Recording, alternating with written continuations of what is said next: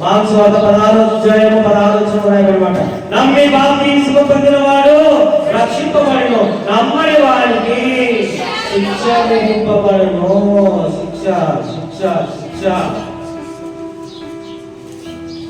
నమ్మిన పరిస్థితి తీసుకున్నదంటే కష్టంగా ఉంటాయి. మాకు బాప్తిస్మం లేదు అంటే చెప్పండి, మీరు ఎక్కడ పోతారో అర్చన చెప్పండి. 100% ఎటువంటి డౌట్ లేదు. మీరు మరణిస్తే నిత్యమైనటువంటి నరకమే, శిక్షలోనికి వెళ్ళేటువంటి అవకాశం ఉంటుంది. మీరు అనుకోవచ్చు అప్పుడే చనిపోదు కదా, అప్పుడే మాకు మరణం రాదు కదా అనేటువంటి థాట్స్ ఉంటాయి. నేను చెప్తున్నాను పిల్లలు, బైబిల్ చెప్తుంది మరణము ఎప్పుడు ఎవరికి వస్తుందో మనకైతే తెలియదు. అది పిల్లలకు రావచ్చు, యవనస్తులకు రావచ్చు, పెద్దలకు రావచ్చు, వృద్ధులకు రావచ్చు. అది ఎప్పుడు మనం పదవిస్తుందో మనకైతే తెలియనే తెలియదు. మరణం మనకి ఎప్పుడు వస్తుందో తెలియదు. మనం మరణించిన క్షణమే వెళ్ళిపోవాలి, అక్కడము వెళ్ళిపోవాలి, మన లెక్కలు అప్పగింపాలి దేవునికి. తీసుకున్న పరిస్థితి బాగాలేకుంటే మీరు ఆలోచన చేయండి పిల్లరా, మరి ఎందుకు నెగ్లెక్ట్ చేస్తున్నాడు బాప్తిసం లేకుండా? మీరే ఆలోచన చేయండి. బాప్తిసం లేకుండా మీరు ఎందుకు బ్రతుకుతున్నారు, ఎందుకు జీవిస్తున్నారు, ఎందుకు మందిరానికి వస్తున్నారో మీరే ఆలోచన చేయండి. ఒకవేళ మరణము మిమ్మల్ని పలకరిస్తే నిత్యమైనటువంటి నరకానికి వెళ్ళేటువంటి అవకాశము ఉంది. ఆ నరకాన్ని, ఆ నిత్యమైనటువంటి నరకాన్ని తప్పించడానికి మన ప్రభు అయిన యేసు క్రీస్తు వారు 2025 సంవత్సరాల కిందట ఈ భూమి మీదకి రావడం జరిగింది.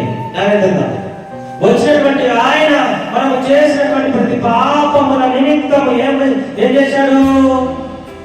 39 కొరడా దెబ్బలు ఆయన మొక్క మీద సుమారుగా 100 మందికి పైగా ఉమ్మి వేశారట పిల్లరా. తలకు ముళ్ళ కిరీటం పిల్లరా, పక్కలో బల్లెపు పోటు పిల్లరా, ముఖానికి ముసుగేసి గుద్దారట పిల్లరా.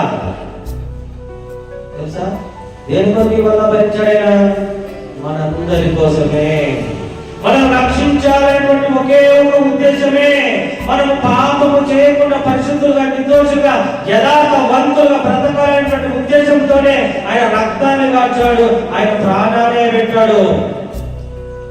ఇది తెలిసి బాప్తిసం తీసుకున్నప్పటికీ మన బ్రతుకు మారడం లేదు, మన చూపు మారడం లేదు, మన ప్రవర్తన మారడం లేదు, మన పద్ధతులు మారడం లేదు, మన పద్ధతులు మారడం లేదు.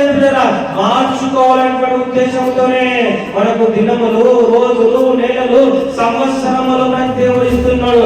దేవుడు ఎప్పుడు పిలిస్తే అప్పుడు వెళ్ళిపోవాలి. మనము ప్రయాణం చేస్తున్నాము, పరదేశులుగా ఉన్నాము, ప్రయాణికులుగా ఉన్నామని మన పాత భారతంగా పిల్లరా. ఒక ట్రైన్ ఒక చోటు నుండి ఒక ప్రాంతంకి వెళ్తుందంట. జాగ్రత్తగా కర్నూలు నుంచి హైదరాబాద్ వెళ్ళాలి. మనం కర్నూలు ఎక్కామనుకోండి, మధ్యలో ఎన్ని స్టేషన్ వస్తావో మనకు తెలియదు. చెప్పండి, స్టేషన్ వచ్చిన తర్వాత ఏం చేయాలి? స్టేషన్ వచ్చిన తర్వాత ఏం చేయాలి అని అడిగాడు. చెప్పాలి, స్టేషన్ వస్తే ఏం చేయాలి అని అడిగాడు. తెలదా? ప్రయాణం చేసి ట్రైన్ ఎక్కినా లేదా? ట్రైన్ ఎక్కినా లేదా? ఆ స్టేషన్ వచ్చింది, ఏం చేయాలి? పండుగోరంటే నువ్వు పోయే చోటు పో. మనం స్టేషన్ వచ్చినప్పుడు ఏం చేయాలంటే దిగాలి. తర్వాత దిగేవాళ్ళు దిగాలి, ఎక్కేవాళ్ళు ఎక్కాలి. ఇదే ప్రయాణం. ఈ భూమి మీద మనం పుట్టాము, ఏ రోజు మనకి మరణం వస్తుంది.